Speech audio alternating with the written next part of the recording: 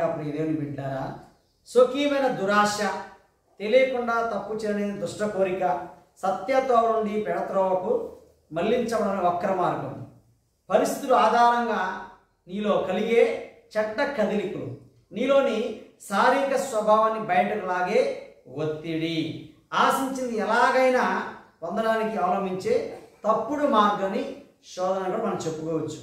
దేవుని చిత్తము కాని దాన్ని ఆశించడం, ఆశపడటం శోధన.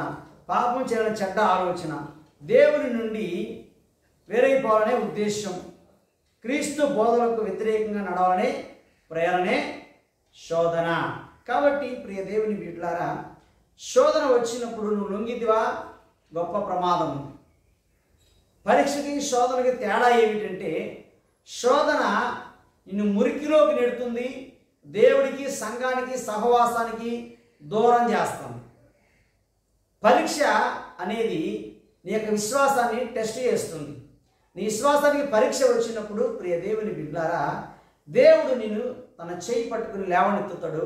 నీ విశ్వాసాన్ని 10 మందికి తెలిసే విధంగా పరీక్షలో నుంచి నిన్ను ప్రమోషన్ ఇస్తాడు. నీకు మాట చెప్పాలంటే దేవుడు పరీక్షిస్తాడు, శోధించాడు.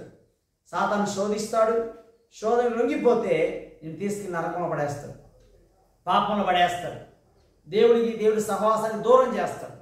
కాబట్టి శోధన సహించువాడు ధన్యుడు, శోధన నిలిచిన వాడై, యాకోబు పత్రిక 1వ అధ్యాయం 12వ వచనం మనం చూసినట్లయితే, శోధన సహించువాడు ధన్యుడు, అతడు శోధన నిలిచిన వాడై ప్రభువును ప్రేమించు వారికి వాగ్దానం చేసిన జీవ కిరీటము పొందును. చూడండి, ఇక్కడ దేవుడు బహుమానం పెట్టాడు.